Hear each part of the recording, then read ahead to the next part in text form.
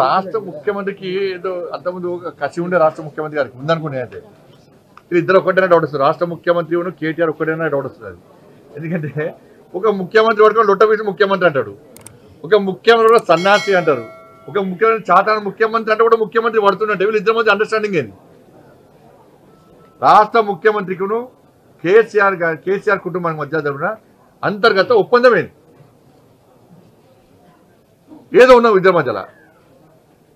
నన్ను చూడండి, అందరూ చూడండి, ఇక చూడండి ఆశ్చర్యం పీకలేదు. అలా అరెస్ట్ చేస్తారా ఆశ్చర్య డౌట్ ఇప్పటికి. లొట్టపీసు కేసు అంటే ఇవాళ మీరు తప్పు చేయకుంటే ఇవాళ వాళ్ళు చూస్తే బీఆర్ఎస్ వాళ్ళు చూస్తే నమస్తుంది. వాళ్ళ చెల్లెమైనప్పుడు గిట్నే ఒక దేశభక్తురాలు దేశం కోసం స్వాతంత్రం కోసం ఫైట్ చేసి ప్రజల కోసం ఫైట్ చేసి పోతే పోయినట్టు వచ్చి స్వాగతం పలుకుడు. ఈయన పోయిన అరెస్ట్ చేస్తున్నట మొత్తం తెలంగాణ ఎందుకు ఆందోళన చేయాలి? నేను బీఆర్ఎస్ పార్టీ శ్రేణులకు విజ్ఞప్తి చేస్తున్నా. మీ నాయకుడు ప్రజా సమస్యల మీద ఓళ్ళే పోతలేడు. ఆయనకు స్వాతంత్ర సమరయోడు కాదనే, ప్రజా సమస్యలు కొట్లాడిన నాయకుడు కాదు. ఆ విషయంలో జైలు పోతాడు, అవినీతి ఆరోపణ జైలు పోతున్నాడు. ఆయన సమర్థిస్తే మీరు కూడా అవినీతి పడలేకపోతారు. ముద్రపడితే ఫ్యూచర్లో నేను కూడా ఒక అవినీతి పనులు సమర్థిస్తా. ఆరోపణలు వచ్చినప్పుడు ఊకే బీఆర్ఎస్ జరగ కడిగిన ముత్తులక బయటకు వస్తాం, కడిగిన ముత్తులక బయటకు వచ్చాక మాట్లాడు.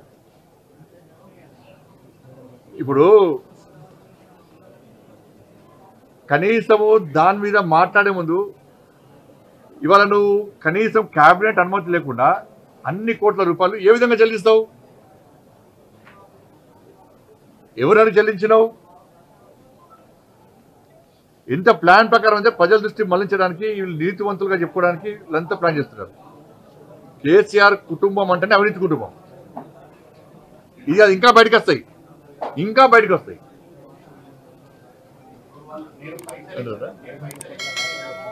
700 కోట్ల లాభాలు వచ్చినాయి. ఎట్లా వచ్చినాయి లాభాలు చెప్పాలి? పంచుబడి లాభాలు చూపెట్టు.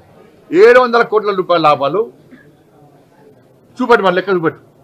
700 కోట్ల రూపాయలు ఎక్కడ లాభాలు వచ్చినాయో నువ్వు చూపెట్టాలా? ప్రజలు వివరించు. ఏ అకౌంట్లో పైసలు అవి ఎవరికి ఇచ్చినావు? 700 కోట్ల రూపాయలు దొబ్బిపోదాన్ని ప్లాన్ చేసిండు. 700 కోట్ల రూపాయలు దొబ్బిపోదాన్ని ప్లాన్ చేసిండు. ఇలా మళ్ళీ ఏం చెప్తున్నాడు? 700 అది కుదరలే కాబట్టి ఇప్పుడు 700 కోట్ల లాభం వచ్చింది. మళ్ళా దానికి ఒక వక్ర భాష చెప్తున్నాడు వాళ్ళు.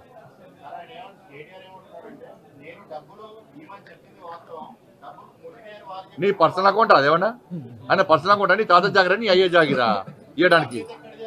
అరే నువ్వు క్యాబినెట్ ఆమోదం లేకుండా ఎట్లా ఇస్తావు? నువ్వు ఏది పడుతుంది ఇస్తావా? అంత ఆతృత ఇవ్వాల్సిన అవసరం వచ్చింది. అరే ఫీజుల మీద పైసలు ఇవ్వవు, అంత ఆతృత ఇవ్వాలి కదా. ఆరోగ్యశ్రీ పైసలు ఎందుకు ఇవ్వాలి? అప్పుడు రైతులకు మీ అయ్యవై చెక్కులు ఇచ్చినాయి కదా, అంత ఆతృతతో రైతులకు ఎందుకు చెక్కులు ఇవ్వాలి? రైతులకు ఎందుకు బోనస్ ఇవ్వాలి? రైతులకు రుణమాఫీ చేయడానికి అంత ఆతృత సంతకాలు ఎందుకు పెట్టలే? క్యాబినెట్ ఆమోదం లేకుండా రైతులకు రుణమాఫీ చేయొచ్చు కదా. నువ్వు ఇవ్వాలనుకుంటే ఎందుకు ఇవ్వాలి? ఫీజు రియంబర్స్మెంట్ రైతులకు అప్పుడు ఆమోదం కూడా ఇవ్వాలి, ఎందుకు ఇవ్వాలి? దానిలో అంత ఆతృత ఏంది అంటున్నా. అంత ఆతృత క్యాబినెట్ ఆమోదం లేకుండా ఇవ్వడానికి ఆతృత ఏంది? ఎంత లాభాన్ని ఆర్జించి నీ స్వలాభాన్ని ఆర్జించి నువ్వు ఉత్సాహం చూపెట్టినావు? దానివల్ల టొపిక్స్ కేసు స్టార్ట్ చేసాడు. దానికి కాంగ్రెస్ బీఆర్ఎస్ ఒకటే. కాంగ్రెస్ కును మళ్ళా ఇప్పుడు కేసీఆర్ మళ్ళీ ఢిల్లీ పోతాడు, ఢిల్లీ పంపిస్తాడు. ఎందుకంటే డ్రగ్స్ కేసుల కేసీఆర్ కుటుంబం మీద ఈ రాష్ట్ర ప్రభుత్వం ఏం చర్యలు తీసుకోలే. ఎందుకంటే ఢిల్లీ పోయి కప్పం ముట్టయ్యపచ్చిరు కేసీఆర్ కుటుంబం. ఒక నాయకుడు పట్టుకొని ఇచ్చేసి రాపా. నెక్స్ట్ ఫామ్ హౌస్ కేసు అయింది. ఫామ్ హౌస్ కేసులో మళ్ళీ అరెస్ట్ చేస్తారు అనుకున్నారు. ఇదే ముఖ్యమంత్రి గారు మాట్లాడారు. కేసీఆర్ కొడుకు దాని ఉంది అని చెప్పి ఇదే ముఖ్యమంత్రి గారు మాట్లాడారు. మళ్ళీ ఏం చేసారు? పోయి 2 రోజులు టీవీలలో మొత్తం బ్రేకింగ్లు షేకింగ్లు మొత్తం 2 రోజులు టీవీలు మొత్తం అంటే ఏమైంది? లొట్ట పీస్ అయింది. అది లొట్ట పీసు. కాంగ్రెస్ ప్రభుత్వం చేసేది లొట్ట పీసు బీఆర్ఎస్ పార్టీ మీద.